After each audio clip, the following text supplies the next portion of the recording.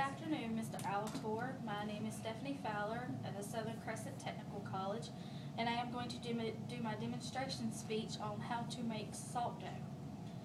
I got this recipe from a friend, but you can also look on Pinterest and find the same recipe or similar recipes. There's all sorts of different crafts you can do with salt dough. What you're going to need is all-purpose flour. I use about 2 cups. You don't want to use self-rising because you don't want it to get in the oven and rise.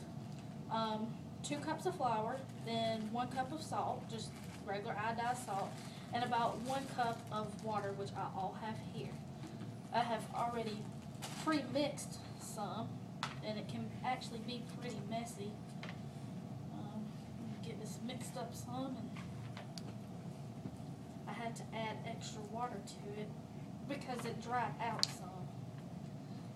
My suggestion is to use wax paper. Wax paper is a lot easier and which it cleans off surfaces very easily, so even if you put it on the table, it's going to clean up good. While I'm mixing this, other items you would need, creativity, just do whatever you want. I have some cookie cutters. I also have paint and paintbrush. You will need a cookie sheet and your oven.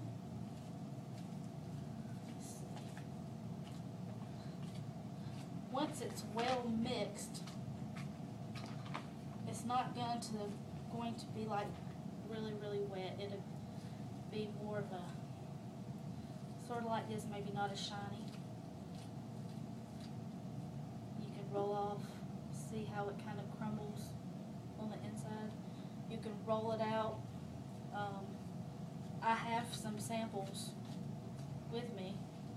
Once you get it to the texture that you want it, which would be about like this, you roll it out, do your cookie cutters or whatever creation you want.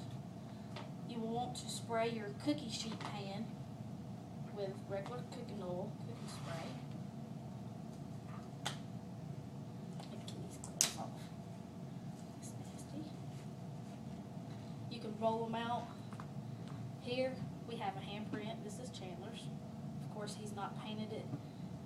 You want them to, once they're cooked, 200 degrees, 1 to 2 hours, they will come out hard. They kind of look like doggy biscuits. It's not edible. Don't try to eat it. Chandler will tell you it doesn't taste good. This one's hard. This is another one that we did back during Christmas time, and as you can see, it cracked because it was on the thicker side. This one here we did last night. It's a little softer. As you can tell, it probably should have cooked a little bit longer. It's not as durable as these here. Here are some of the cookie cutters that I have: a church, bunny rabbit, egg. This is one that I shaped by myself and just painted it. Here's some others that the kids have done. This is a very fun craft. Any kind of paint. I've used indoor, outdoor acrylic paint. You can use regular craft paint, whichever is the easiest, more washable. You can make beads out of these. There's directions, like I said, on Pinterest. You can do ornaments. If you do ornaments, once you roll your dough out, before you stick it in the oven, you would want to punch a hole in it. So once it is cooked, you can hang yarn or string from it to hang it up. I have a friend who has actually printed out pictures of her kids and kind of glued them to it once they were done to make ornaments and tags for presents. I mean, really just about anything. I think this is about it. You can use any size paintbrushes, and as you can tell, it doesn't have to be perfect. It can just be sloppy old fun for the kids and for the family. And I'm sure there's plenty more that are more professional-like. And this concludes my demonstration. Are there any questions? Nope. Oh, I got one. What? Are you going to tell them what this is? That's Chandler's hot dog wrapped in bread, or crescent roll.